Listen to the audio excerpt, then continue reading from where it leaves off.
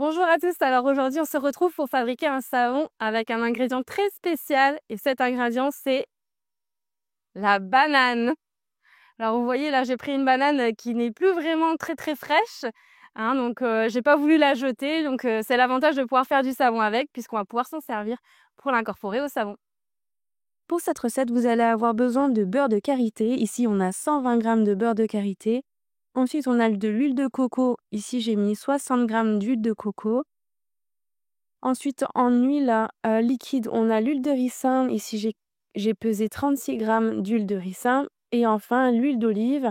Ici, il y a 84 g d'huile d'olive. Et l'ingrédient mystère de cette recette, c'est la banane. Donc, une vieille banane qui fera tout à fait l'affaire. Vous enfilez bien les gants pour vous protéger avant de commencer à fabriquer des savons. Vous mettez les lunettes de protection.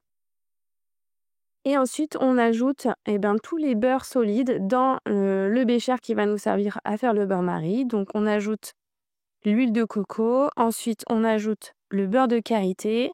On va mettre toutes les huiles ensemble dans le même récipient pour que tout puisse bien être homogène une fois la chauffe réalisée.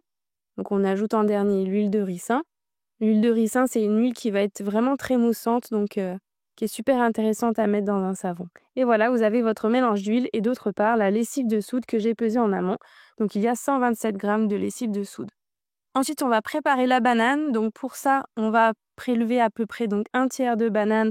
Donc ça représente 18 g ici dans ma recette. Et je vais écraser pour vraiment faire une purée lisse. Donc au début, elle est épaisse comme ça. Je vais ajouter un petit peu d'eau pour délier un petit peu la banane. Et on remet bien doucement. Et ensuite, je vais passer la banane dans un tamis. Ça va permettre de bien écraser les restes de banane et d'avoir une purée qui est très lisse. Ensuite, vous voyez, elle est vraiment très lisse. Ça fait comme une petite soupe de banane. Vous mettez le mélange d'huile dans le bain-marie et vous contrôlez la température. Une fois que les beurres et les huiles sont presque tout fondus, vous mettez un petit coup de mixeur pour bien homogénéiser. Donc voilà, là on est à 39 degrés, donc on est bon pour rajouter la soude.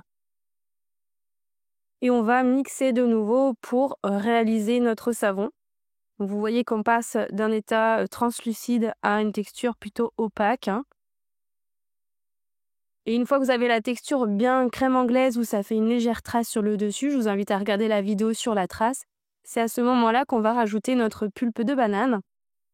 Donc vous rajoutez la pulpe de banane dans le mélange, vous remixez pour réhomogénéiser le mélange et c'est le moment maintenant de la mise en moule.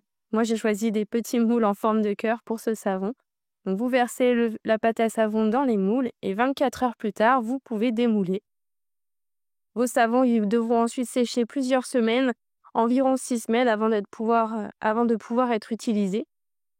La banane, c'est un ingrédient qui va vraiment apporter beaucoup de douceur au savon et en plus, ça permet d'utiliser une banane qui est un petit peu défraîchie plutôt que de la jeter. Et voilà des jolis savons à la banane qui vont être super doux